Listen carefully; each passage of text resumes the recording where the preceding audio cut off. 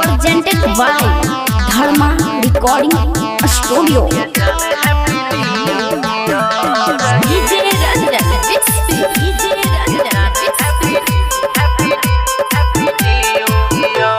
Get जानू कहती ओ love you I Deere गे जान हैप्पी न्यू ईयर गे जान हैप्पी न्यू ईयर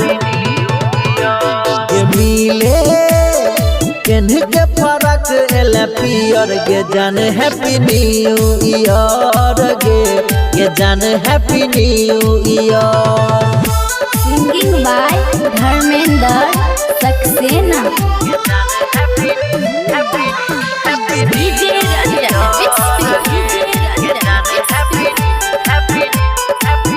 हाँ लेबे तू बोल की लेबे तू आई की खेबे तू बोल लगे आज के दिन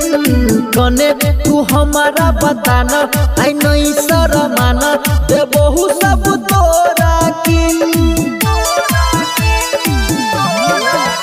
हाँ लेबे तू बोल की लेबे तू आई की खेबे तू बोल लगे आज के दिन कने तू हमारा बताना आई नहीं शरमाना दे बहु सब तोरा किन गे सोना कहती ओ लव यू आई क्लियर गे जान हैप्पी न्यू ईयर गे जान हैप्पी न्यू ईयर गे मिले केन्ह के फरक एला पियर गे जान हैप्पी न्यू ईयर गे जान हैप्पी न्यू ईयर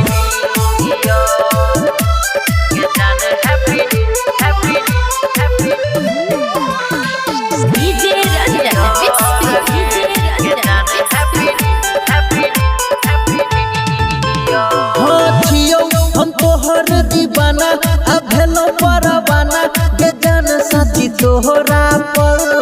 कहे छो तोरा धर्मेंद्र आ राइटर दिनेश घूमे है बउआ पाछी पर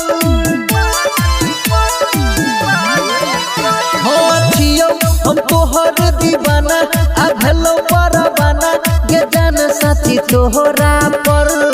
कहे छो तोरा सक सेना असर फिसलेंदर घूमे है बउआ पाछी पर गे रानी कले तू आई दिल में ई फियर गे जान हैप्पी न्यू ईयर गे जान हैप्पी न्यू ईयर गे मिले